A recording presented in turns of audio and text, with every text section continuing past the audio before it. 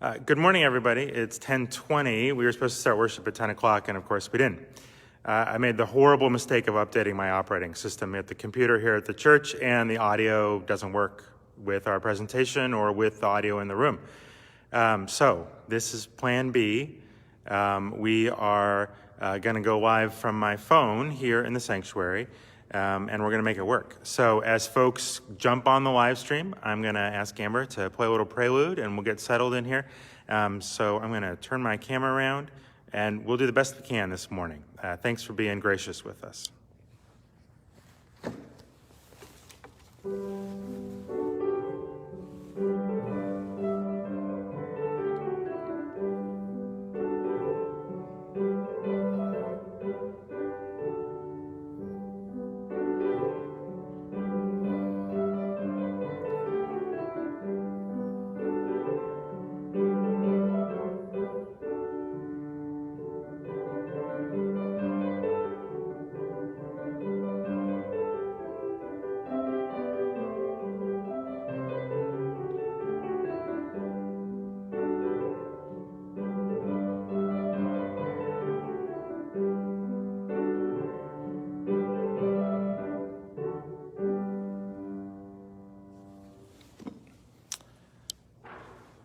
Again, welcome everybody. I'm Matthew Johnson, senior minister here at the church, and this will be a little strange this morning, but we'll make it work. And I'll hold the phone further away from my face so you're not so close. Whether you're joining us live or later, welcome. We're glad that you are here today. With me here in Sanctuary is Amber Bruns, our summer musician, Lindsay Dunn, our director of religious education. Gary and Linda Lawrence are leading songs for us, and Autumn Powell is in the back doing some tech for us, although it was my error on the upload, not hers. So it's good to see some of you joining online and worshiping with us this morning. We shall begin. We're going to begin with singing Building Bridges, and this is our fourth Sunday singing this as part of Harmony, so hopefully you know the words by now. We won't be able to project them quite so easily, but I'm going to invite Linda and Gary up to and sing along with them.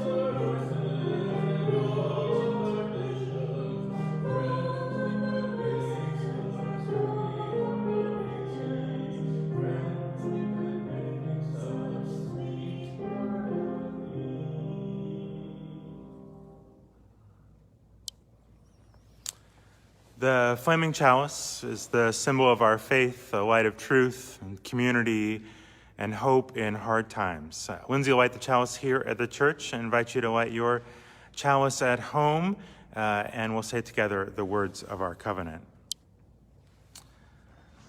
Love is the spirit of this church, and reason is its guide, to dwell together in peace, to seek truth in freedom, and to serve human need.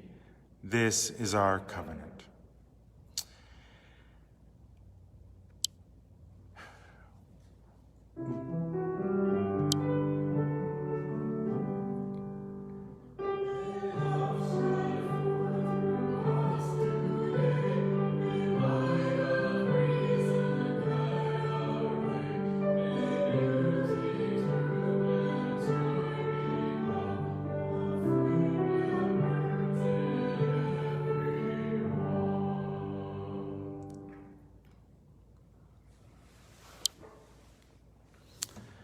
We've been thinking about harmony this month at the church and about what it means to be in harmony and how hard that is, right? To learn to listen to each other, to work together. And it's hard when things are hard, when things don't go well, right? Harmony is easy when everybody's in agreement, but not everybody is in agreement. And so part of it is digging deep to find more common values and a common humanity. I've been saying, and it really strikes me how important listening is to harmony. Until you listen, you can't sing along. And if there's anything that's wrong with our society, well, there's a long list, but one of them on the list is that we don't listen. We're so busy shouting that we're not hearing, and hearing underneath the heartache, the longing, the love, the hope, the fear. When we hear underneath, when we see one another's common humanity, then we might learn to sing in harmony. So, let us worship this morning.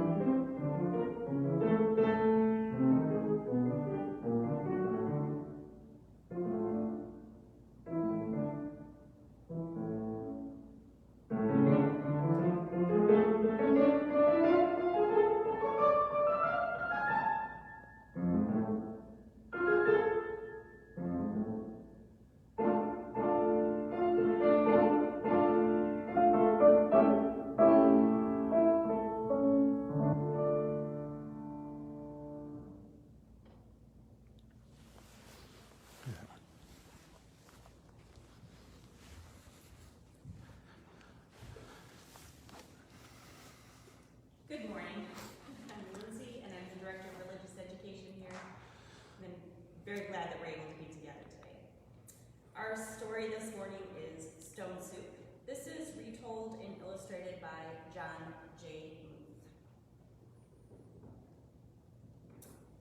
3 monks, Hop, Lop, and Sue, traveled along a mountain road. They talked about cat whiskers, the color of the sun, and giving. "What makes one happy, Sue?" asked Hop, the youngest monk.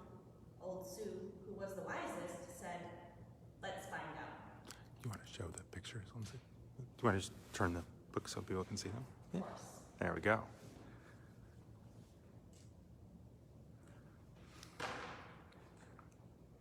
The sound of a bell brought their gaze to the rooftops of the village below. They could not see from so high above that the village had been through many hard times. Famine, floods, and war had made the villagers weary and untrusting of strangers. They had even become suspicious of their neighbors. The villagers worked hard, but only for themselves. There was a farmer, a tea merchant, a scholar, a seamstress, a doctor, a carpenter, and many others, but they had little to do with one another. When the monks reached the foot of the mountain, the villagers disappeared into their houses. No one came to the gates to greet them, and when the people saw them enter the village, they closed their windows tight. The monks knocked on the door of the first house. There was no answer. Then the house went dark.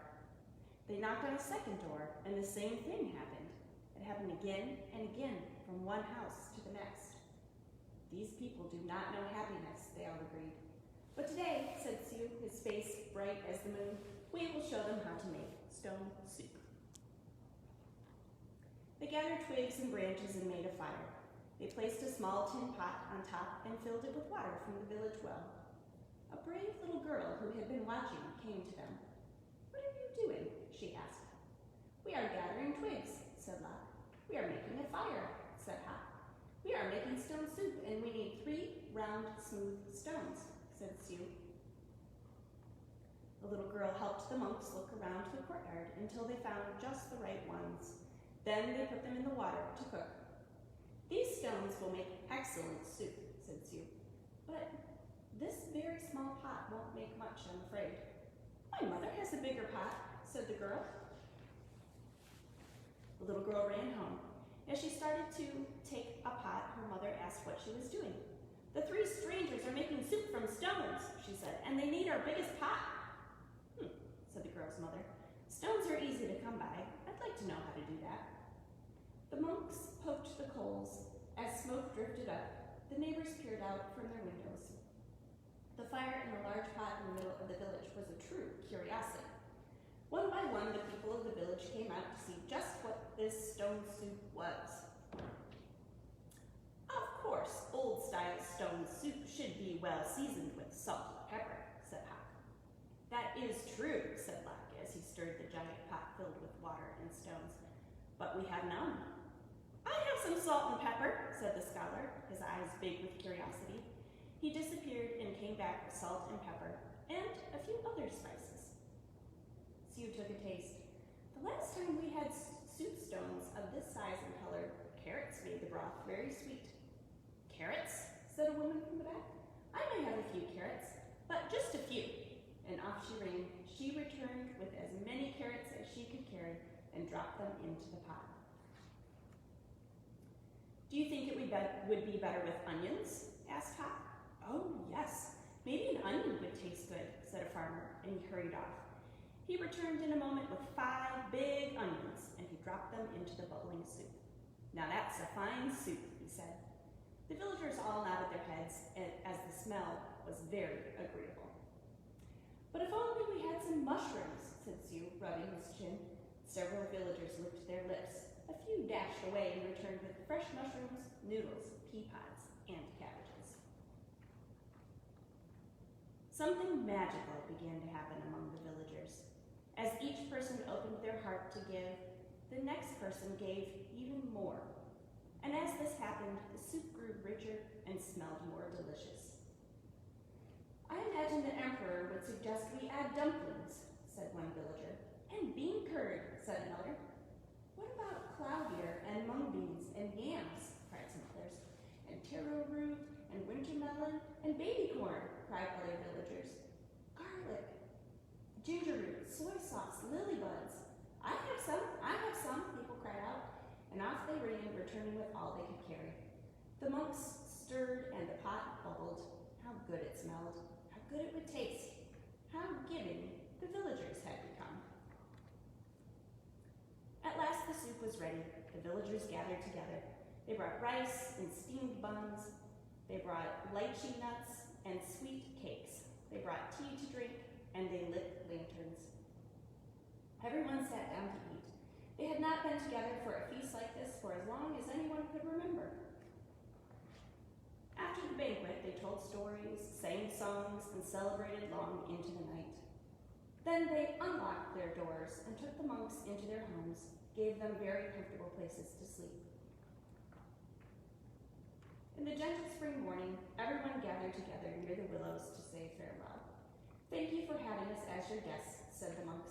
You have been most generous. Thank you, said the villagers. With the gifts you have given, we will always have plenty. You have shown us that sharing makes us all richer. And to think, said the monks, to be happy is as simple as making stone soup.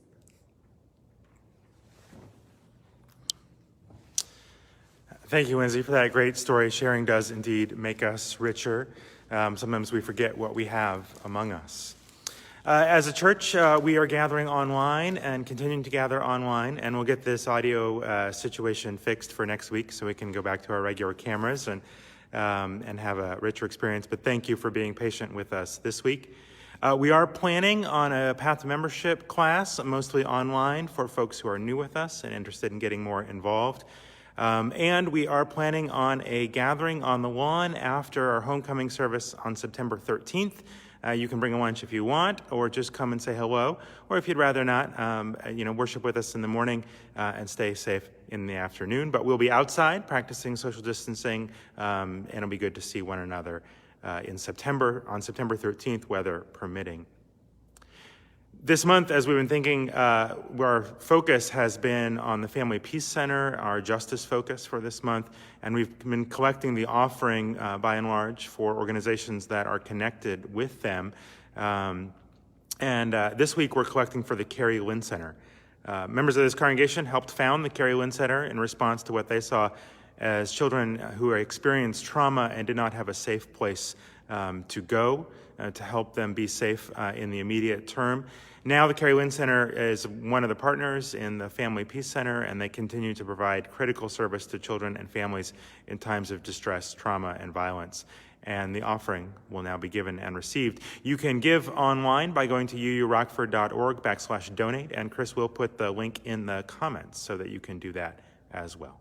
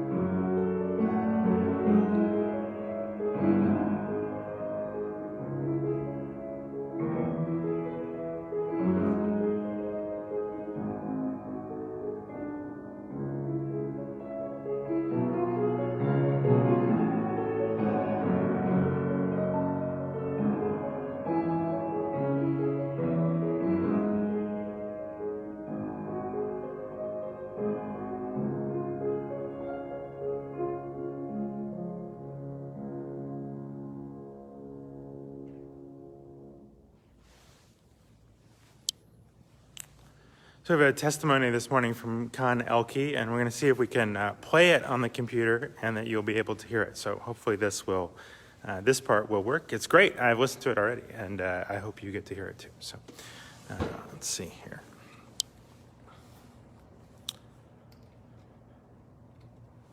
I vividly remember the feeling I had as I sat back at my desk.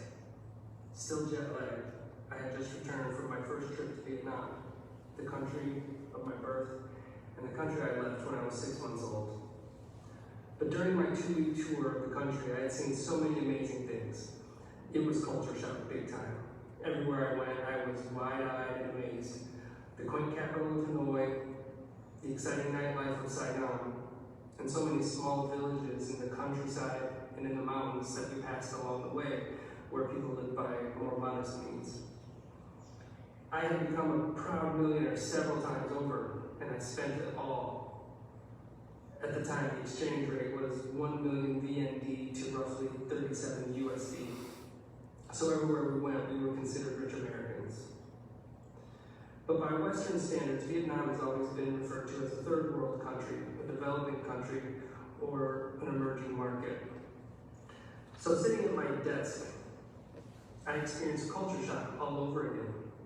I had just come from a world where goods and services I take for granted are daily struggles for many of the population there. I had just come from a place crippled by centuries of war, to New York City, the land of plenty.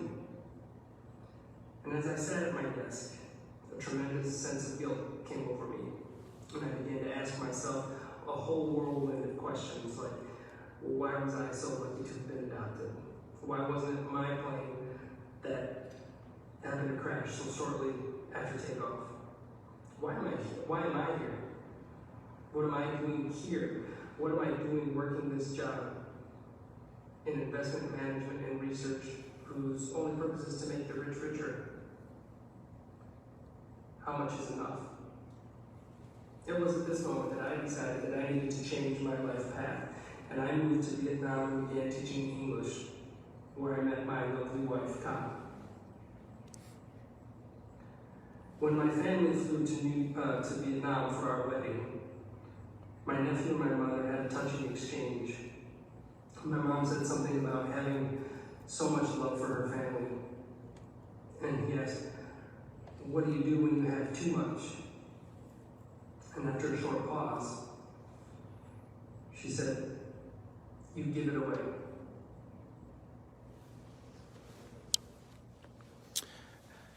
So let me know in the comments if you were able to hear that, because there's a plan B for the other parts that are recorded. Some said they can't, but if you can, turn it way up. That might help. But I got a plan B. And we will post that and the sermon later in case you do have trouble hearing. And we're going to make that work. We're going to sing together. Invite you to sing along. If you have a hymnal at home, it's 404, What Gift Can We Bring? And we'll sing along with Linda and Gary as best you're able, or just enjoy.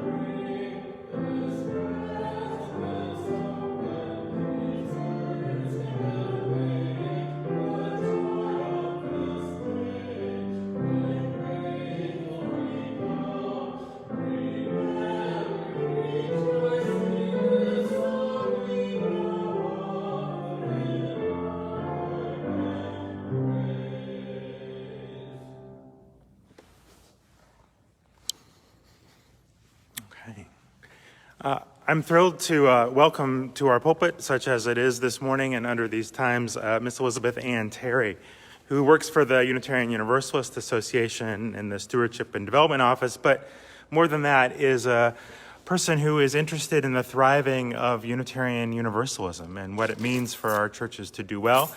I met her at Christy Lunsford's ordination, and she said right away, "I want to come preach at your church." And I said, "Okay." And then the world fell apart, but we're making it work as best we can. So to get a better volume for you all, I'm going to do this not on the computer in the room, but on my own computer, which is here.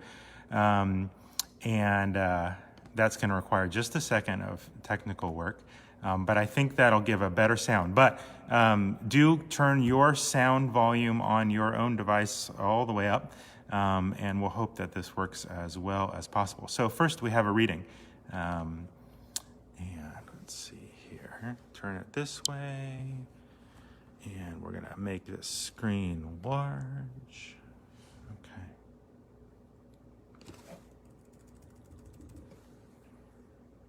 Okay. From the Reverend Lisa Ward, covenant invites relationship. A covenant is not a definition of a relationship. It is a framework for our relating. A covenant leaves room for chance and change. It is humble towards evolution. It claims, I will abide with you in this common endeavor, be present as best I can in our becoming. This calls for a level of trust, courage, and sacrifice that needs to be nurtured, renewed, and affirmed on a regular basis. A creed creates a static truth, something that does not incorporate new insights and realities. A covenant is a dance of co-creation, keeping in step with one another in the flow of our lives. A creed seeks uniformity and a unison voice. A covenant seeks harmony and a shared voice. Sometimes we may arrive at a unison, but it is not required. A creed gives authority to the statement. A covenant invites relationship. A creed creates an us and them. A covenant invites relationship. A creed is a prescription that must be relied on. A covenant relies on the treasures of shared truth. The words of the Reverend Lisa Ward. And I'm glad you were able to all hear that better. That's good news. I invite you to join me in the spirit of prayer and meditation. Great Spirit of life and love, be with us. Help us remember to breathe in and out and open our hearts when we might be frustrated or surprised. As we are this morning here, breathe in and out and remember what is essential. How can we do what is essential? Be with us in our worry and our grief for those we love who face challenges of health and body and mind and spirit. May the healing power of medicine and the healing power of love attend them. Be with our world as it struggles for freedom to be more real, for justice to be more alive, for hope to be more present. May we not forget our common humanity in the midst of our efforts and our own humanity, that we too are people who are worthy of love and care. Spirit of love and life, be with us.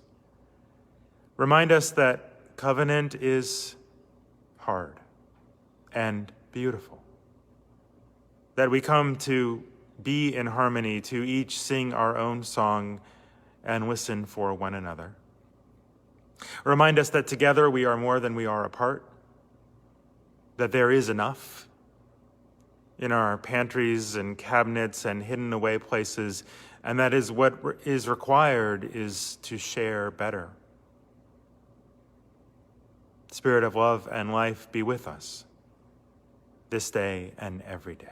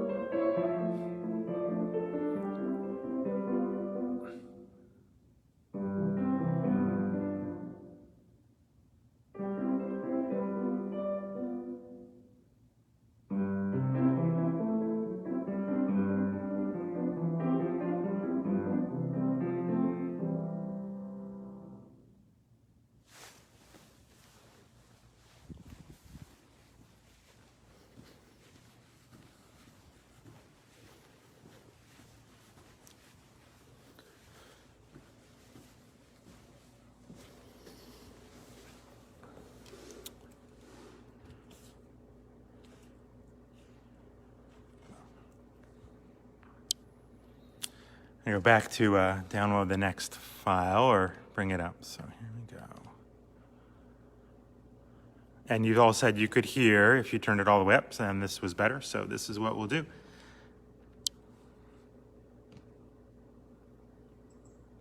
Good morning.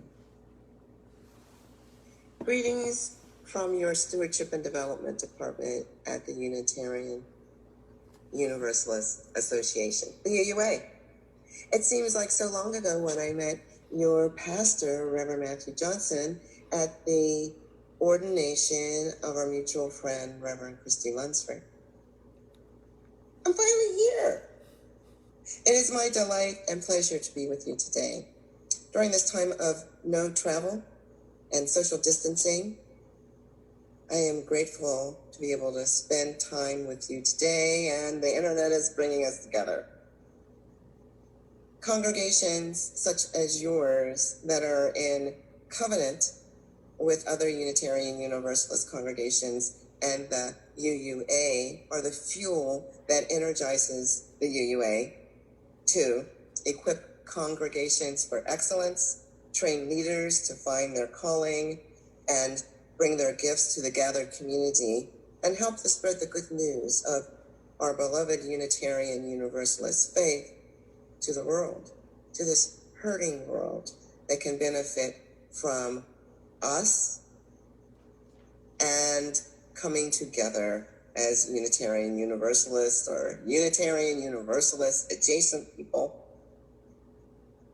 Thank you, the UU Church of Rockford, Illinois, for your ongoing, faithful, generous, and abundant contributions to the annual program fund of the UUA that helps all that happen. Your faithful generosity is greatly appreciated by all of the congregations that benefit from you giving to the annual program fund. I wear many hats, even though I don't have one on today. I am your Congregational Giving Specialist at the UUA. I am a member of the 360 Council of Black Lives of Unitarian Universalism, Blue. I am the First Lady of the Unitarian Universalist Congregation of Wilmington, North Carolina, where my wife, the Reverend Cheryl M. Walker, is the settled minister. I am grateful to be here with you today. The Reverend Lisa Ward writes in A Covenant Invites Relationship, as you've heard. A covenant is not a definition of a relationship. It is the framework for our relating. A covenant leaves room for chance and change. It is humble towards evolution. It claims, I will abide with you in this common endeavor. Be present as best as I can in our becoming. This calls for a level of trust, courage, and sacrifice that needs to be nurtured, renewed, and affirmed on a regular basis.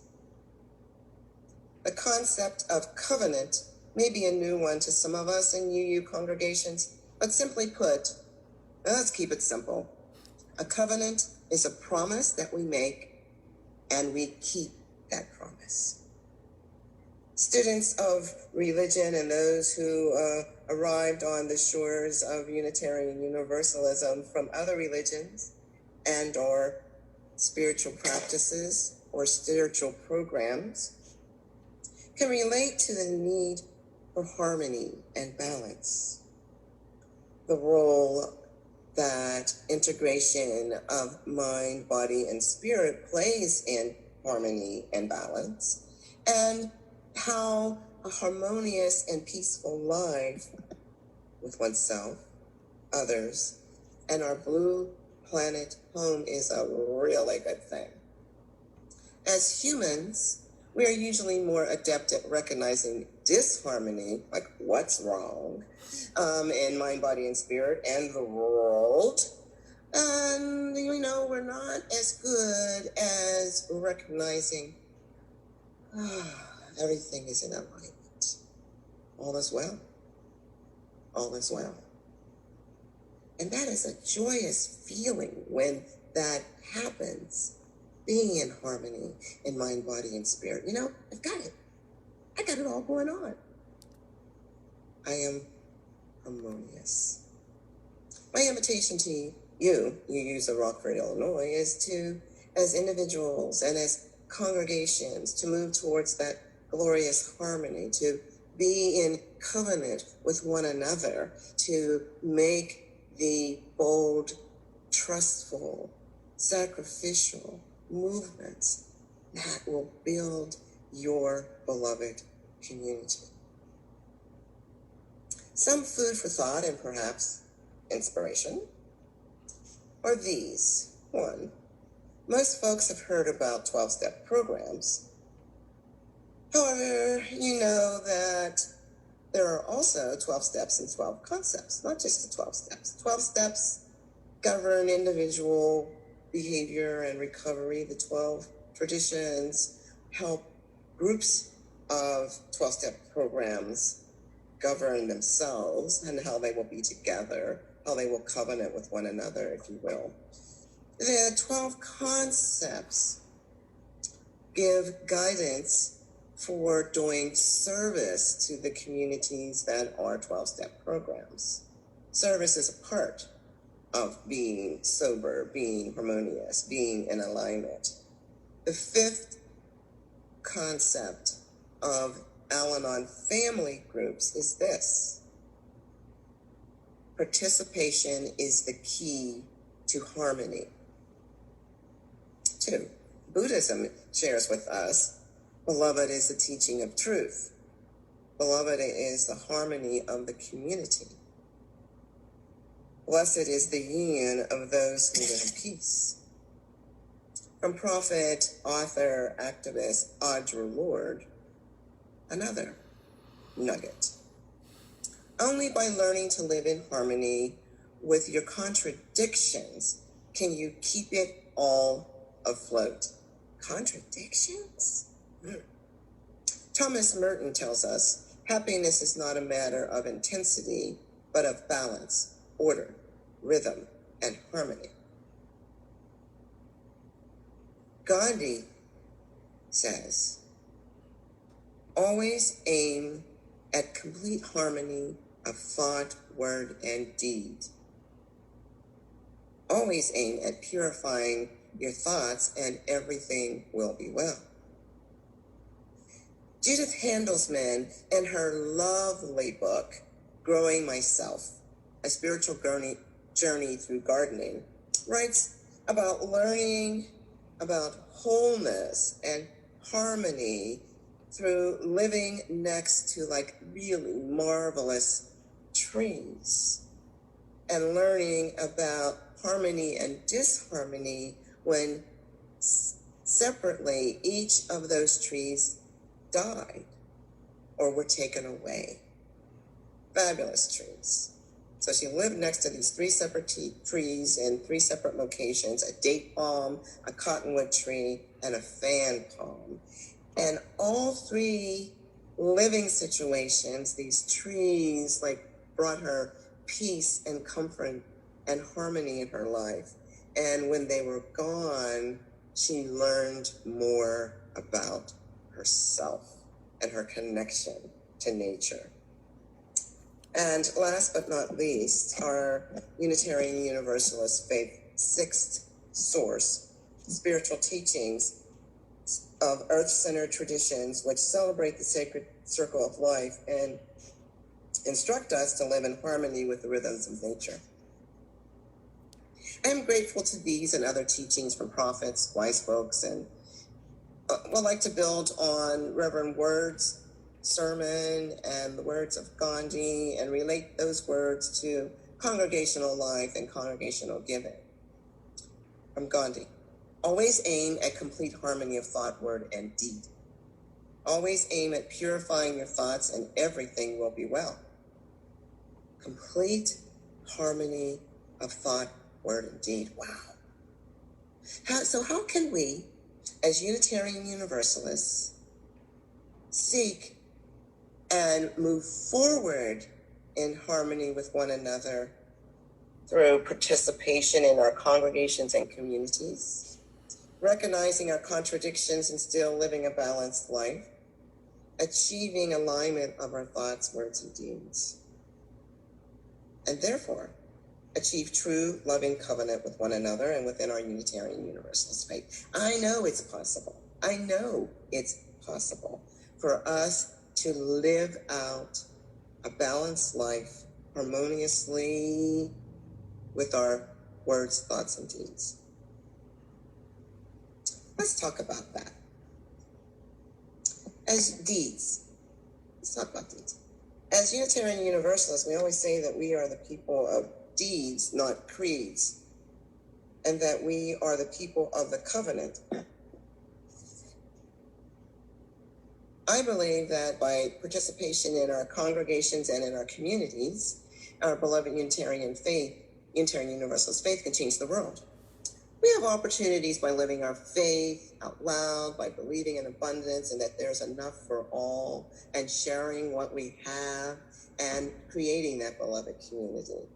I believe that recognizing our contradictions and still living a balanced life will help us also move forward towards the beloved community.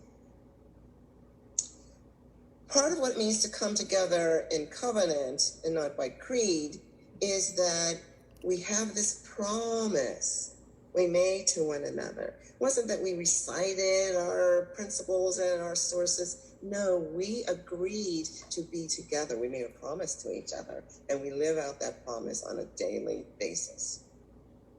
We agree, as 16th century Transylvanian Unitarian Francis David is supposed to have said, we need not think alike to love alike. But, end quote, but we can go forward, boldly loving each other and our contradictions, believing in abundance. We can combine our gifts, talents, and experiences to build a balanced and beloved community. We can achieve alignment of our thoughts, words, and deeds.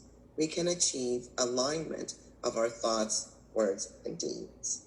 Years ago, I was introduced to the work of a woman named Tracy Gary.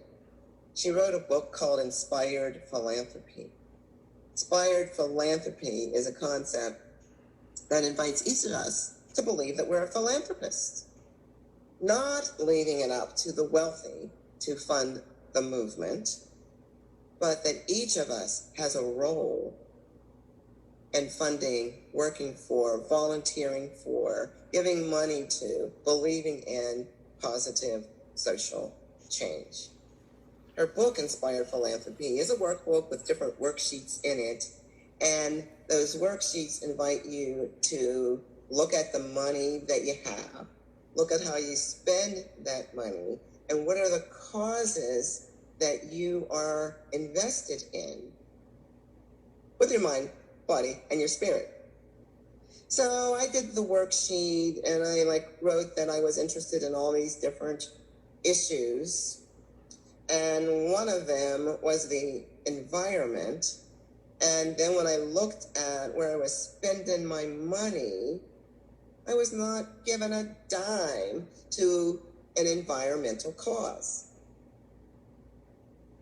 Working through Inspired Philanthropy's workbook helped me see how I was out of alignment, and that I could get into alignment by either admitting that that wasn't really my issue, but since it was my issue, an environmental justice, clean air and water, that I had to step up my game. I needed to find out the organizations that were in alignment with me and volunteer and give money. I did that, and you know what? I felt better. As the children's version of our first principle states, everyone is important. So in our congregations, do we value the gifts and talents of each person, no matter how small or how big? Do we equally celebrate the $1 gift and the $10,000 gift? If everyone is important, then every gift is important. What is this challenging time in our individual lives, our congregations, our communities, and our world calling us to do? I think that there are some broad things that it's calling us to do. You know, you can look at the organizations that you support and find an answer.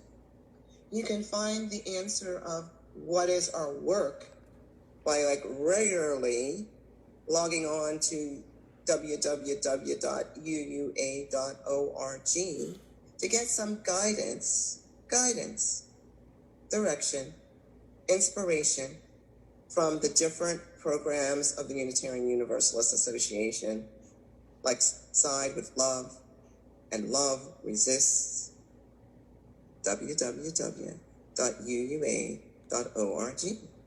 Also find out the activities and the programs that are happening in your region. Abundance. It's here. There's enough. We can share our abundance. Harmony. Living in peace and harmony with one another, within ourselves, within our congregation and our community. Wow. That can make a change in the world. I will leave you with these words that inspire me. They are from the Reverend Edward Everett Hale, who gave the Berry Street Lecture in 1892. Quote, "I am only one, but I am still one. I cannot do everything, but I can still do something. And because I cannot do everything, I will not refuse to do the something that I can do." End quote. The Reverend Edward Everett Hale. I am wishing you abundance, love, and peace, and above all, harmony within yourselves, within your congregation, within your families, within our world. Thank you for inviting me to be with you in your congregation and in your homes today. Amen. Blessed be, and Ashe. What a treat it was to have Elizabeth Terry preaching for us, and I hope you learned a lot from what she had to say about what it meant to align yourself, and I'm really grateful for her being with us. What a treat. We're going to sing together For All That Is Our Life by the British Unitarian minister and composer Mr. Findlow, Reverend Findlow, and it's 128 in your gray hymnal if you happen to have a gray hymnal at home. And I invite you to sing along if you've got it. If not, listen. The fourth verse is the same as the first, so by the time we get to verse 4, you should be able to sing right along.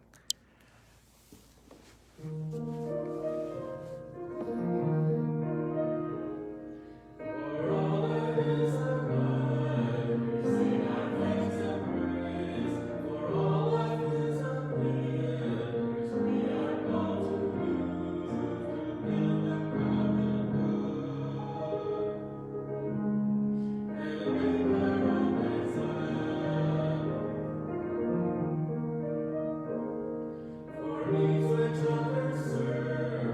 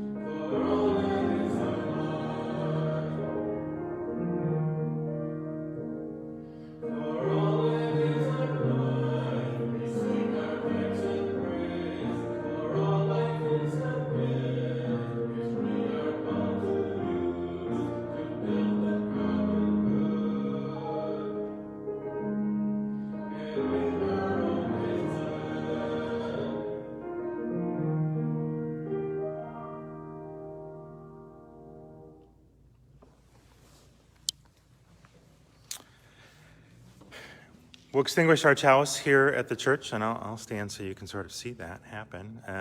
Maybe. There we go. And you might extinguish your chalice at home. I invite you to go with the spirit of abundance in your heart. May you remember that you are enough, that you are loved and worthy and powerful, that there is more, that there is enough, that love is real, and you are included. We'll sing together our closing blessing. Go your way in peace. And we'll see you next week.